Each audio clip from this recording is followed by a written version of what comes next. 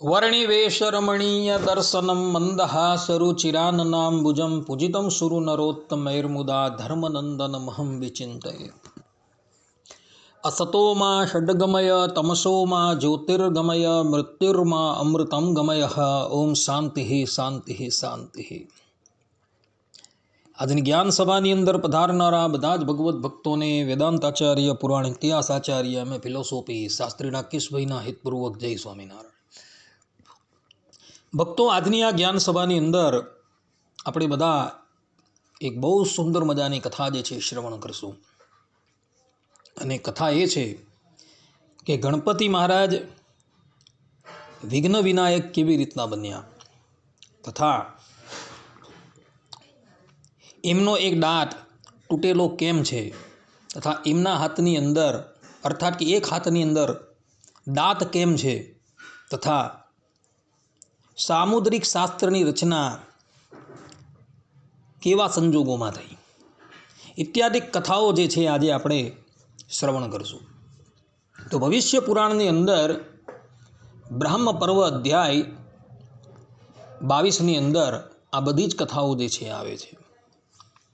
વાત એવી હતી કે એક વખત કાર્તિકેય સ્વામી જે છે એવો એક શાસ્ત્રની રચના કરતા હતા અને એ શાસ્ત્રની અંદર એમણે પુરુષોના શરીરની ઉપર જે લક્ષણો હોય એ બધા જ લક્ષણ એ શાસ્ત્રની અંદર લખી દીધા અને પછી જ્યાં એ સ્ત્રીઓના લક્ષણ લખવા માટે જતા હતા ત્યાં જ ગણપતિ મહારાજ મધ્યમાં આવીને વિઘ્ન કરે છે। પોતાના ભાઈને આ પ્રમાણે વિઘ્ન કરતા જોઈ કાર્તિક સ્વામી અત્યંત ક્રોધાયમાન થઈ જાય છે અને એમનો એક દાંત જે છે એ ક્રોધે કરીને ઉખાડી લે છે। એવામાં ભગવાન શંકર ત્યાં પધારે છે, એવો કાર્તિકેયને શાંત કરે છે, વિઘ્ન વિનાયકને પણ શાંત કરે છે અને પછી કહે છે કે બેટા, આવી રીતના ક્રોધ કરવો સારો નથી। ત્યારે કાર્તિકેય કહે છે કે પિતાજી, હું એક શાસ્ત્રની રચના કરતો હતો, ત્યાં ગણપતિએ આવીને વિઘ્ન ઉપસ્થિત કર્યું એટલે હું ક્રોધે ભરાયો હતો। પેલી બાજુ ગણેશ પણ ક્રોધાયમાન થઈ ગયા હતા। ભગવાન શંકરે એને શાંત પાડ્યા અને કહ્યું કે હે પુત્ર, હવે પછી કોઈ પણ મંગલ કાર્ય ઉપસ્થિત થાય અને એની અંદર તારું પૂજન ન થાય તો તારે અવશ્ય વિઘ્ન કરવા માટે આવવું। અને એ દિવસથી ગણપતિ મહારાજ જે છે એ વિઘ્ન વિનાયકના નામથી ઓળખાવા લાગ્યા। ભક્તો, કોઈ પણ મંગલ કાર્ય થતું હોય ત્યારે ગણપતિ મહારાજનું પૂજન કરવું જરૂરી છે। જો એમનું પૂજન કરવામાં ન આવે તો મોટા મોટા દેવતાઓ ઉપર પણ આપત્તિ આવીને ઊભી રહી છે। શ્રીમદ ભાગવતની અંદર અષ્ટમ સ્કંધની અંદર સમુદ્ર મંથનની લીલા છે, જ્યાં વિઘ્ન વિનાયકનું પૂજન ન કરવાથી મંદરાચલ પર્વત જે છે એ સમુદ્રની અંદર ડૂબવા લાગેલો હતો અને પછી ભગવાન શ્રીમદ નારાયણે કચ્છપ રૂપ ધારણ કરી એ મંદરાચલ પર્વતને પોતાની પીઠ ઉપર ઝાલી લીધેલો હતો। ગણેશ પુરાણની અંદર કથા છે કે બલિરાજા નર્મદા તટની ઉપર અશ્વમેધ યજ્ઞ કરતા હતા। 99 અશ્વમેધ યજ્ઞ એણે પૂર્ણ કરી દીધા છે, પરંતુ 100મો અશ્વમેધ યજ્ઞ કરવા માટે તૈયાર થાય છે ત્યારે વિઘ્ન વિનાયકનું પૂજન કરતા નથી અને એટલે ત્યાં વામન ભગવાનના રૂપની અંદર વિઘ્ન આવીને ઉપસ્થિત થઈ જાય છે। શિવપુરાણની અંદર કથા છે, ભગવાન શંકર ત્રિપુરનો નાશ કરવા માટે તૈયાર થાય છે, બધી જ તૈયારીઓ થઈ ગઈ છે, પરંતુ વિઘ્ન વિનાયકનું પૂજન થયું નથી। તો ત્યાં વિઘ્ન વિનાયક આવીને વિઘ્ન ઉપસ્થિત કરી દે છે અને એ વિઘ્ન જે છે એ એટલા કાળ પર્યંત એ ઉપસ્થિત કરી દે છે કે 1,00,000 વર્ષ પર્યંત ભગવાન શંકર ત્રિપુરનો નાશ કરી શકતા નથી. અને પછી જ્યારે ગણપતિનું પૂજન કરવામાં આવે છે ત્યારે એ ત્રિપુરને નાશ કરવાનું કાર્ય જે છે એ પૂર્ણ કરે છે. એટલે દરેક મંગલ કાર્યની અંદર ગણપતિ મહારાજનું પૂજન કરવું જરૂરી છે. કેટલાક લોકો એવા છે કે આપણે બધા તો ભાઈ નારાયણના અનન્ય ઉપાસક છે, શ્રી કૃષ્ણના અનન્ય ઉપાસક છે, રામના અનન્ય ઉપાસક છે, સ્વામિનારાયણના અનન્ય ઉપાસક છીએ, તો આપણાથી વિઘ્ન વિનાયકનું પૂજન કેવી રીતના થાય? આ પ્રમાણે તર્ક કરે છે. પરંતુ એ લોકોનો એ તર્ક જે છે એ સંપૂર્ણપણે અસત્ય છે. ભગવાન સ્વામિનારાયણે વડોદરાની સભાની અંદર વાદુઓએ જે પ્રશ્ન કરેલો હતો તેનો ત્યાં ઉત્તર આપેલો છે. ભગવાન સ્વામિનારાયણે સ્પષ્ટ રૂપે કહ્યું છે કે વિઘ્ન વિનાયક અર્થાત કે ગણપતિ મહારાજ જે છે એ સાક્ષાત શ્રી કૃષ્ણનું સ્વરૂપ છે. અને એ વાત બ્રહ્મવૈવર્ત પુરાણની અંદર ગણપતિ ખંડમાં લખેલી છે. એટલે ગણપતિ મહારાજનું પૂજન કરવાથી કોઈ અન્યાશ્રય થતો નથી, કારણ કે એ સ્વયં શ્રી કૃષ્ણ જ છે. અથવા તો એવું માનો કે ગણપતિ જે છે એ શ્રીમદ નારાયણનું શરીર છે અને એના અંતર્યામી જે છે એ શ્રીમદ નારાયણ રહેલા છે. એટલે શરીર અને શરીરની અભિન્નતા હોવાથી હું એના અંતર્યામી શરીરી નારાયણનું પૂજન કરું છું. જો એ ભાવથી ગણપતિ મહારાજની પૂજા કરવામાં આવે તો ક્યારેય પણ અન્યાશ્રય થાય નહીં. તો આ પ્રમાણે ભગવાન શંકરે પોતાના પુત્ર ગણેશને વિઘ્ન વિનાયકનું પદ આપેલું છે. તે પછી ભગવાન શંકર જે છે એ કાર્તિકેયને પૂછે છે કે બેટા, તું બધા જ પુરુષોના લક્ષણ જાણે છે, તો મને એ બતાવ કે મારી અંદર પુરુષના કયા લક્ષણ છે?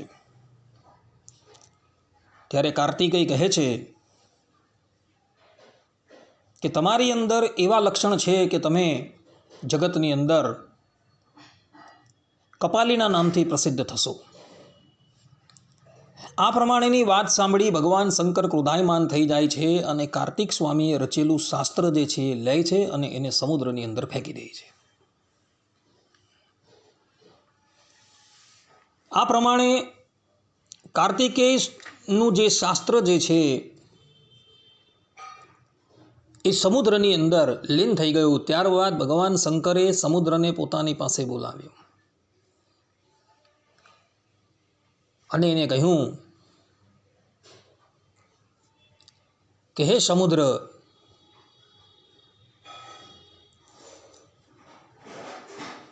તારી અંદર અમે જે શાસ્ત્રને પધરાવેલું છે, હવે તું એ શાસ્ત્ર જે છે એનો ઉપદેશ કાર્તિકેયને કર. ને એની અંદર જે પુરુષોના લક્ષણ લખેલા છે એ બધા લક્ષણ તું કાર્તિકેયને કહે. આ ઉપરાંત સ્ત્રીઓના પણ જે લક્ષણ જે છે એ પણ તું કાર્તિકેયને કહે. ભગવાન શંકરની વાત સાંભળી સમુદ્ર કહે છે કે પ્રભુ, અમે અવશ્ય આપની આજ્ઞાનું પાલન કરશું, પરંતુ હવે પછી હું જે શાસ્ત્રોનો ઉપદેશ કાર્તિકેયને આપું એ શાસ્ત્ર મારા નામથી પ્રસિદ્ધ થાય. ભગવાન શંકરે કહ્યું કે તથાસ્તુ. અને તે પછી સમુદ્રએ કાર્તિક ઋષિને જે શાસ્ત્રોનો ઉપદેશ આપ્યો તે શાસ્ત્ર સામુદ્રિક શાસ્ત્રના નામથી પ્રસિદ્ધ થયું, કે જેની અંદર સ્ત્રીઓ અને પુરુષોના લક્ષણ લખેલા હોય છે.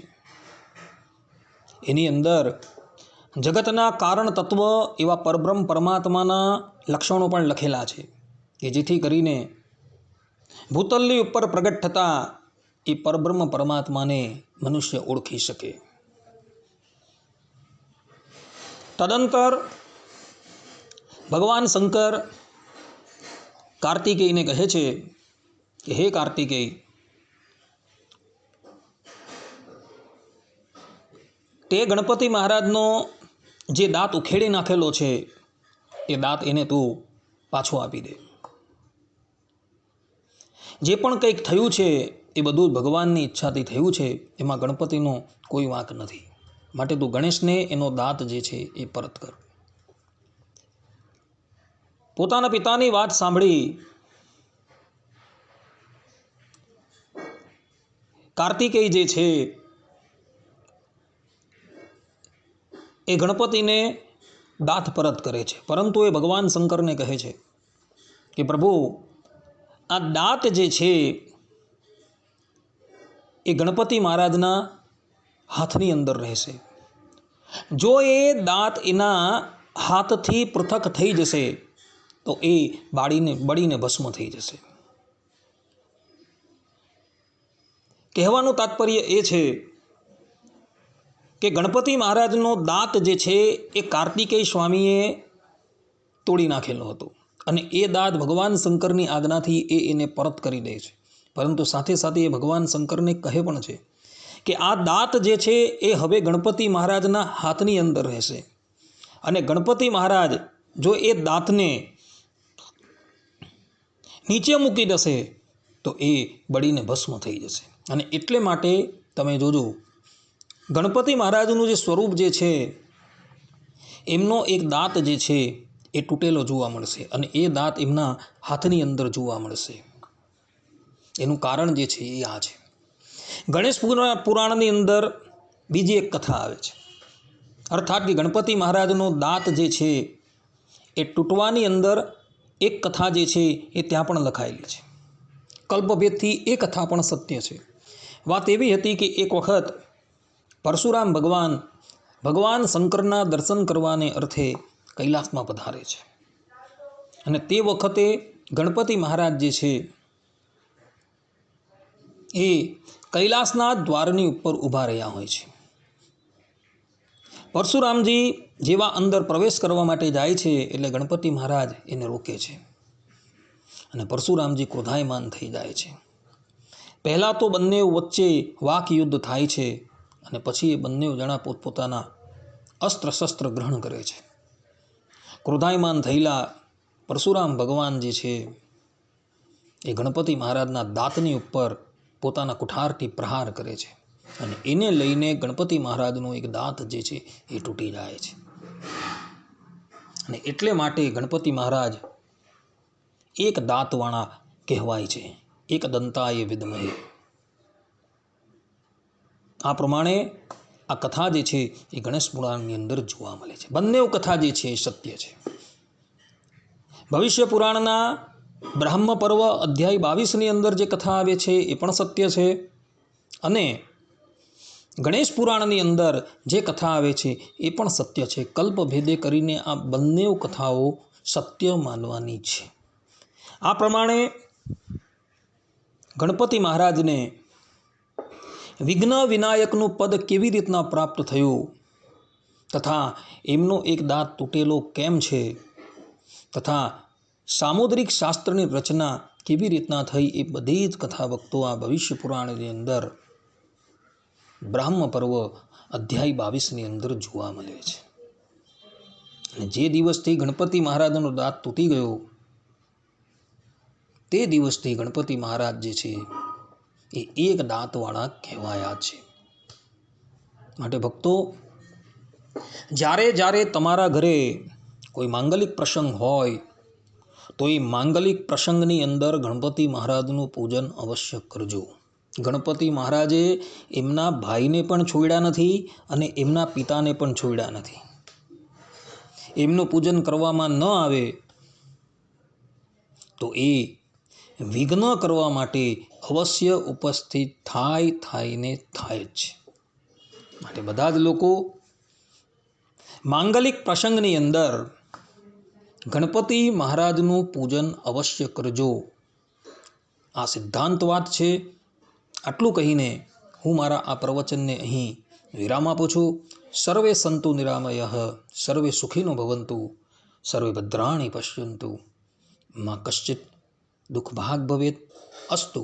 જય સ્વામિનારાયણ.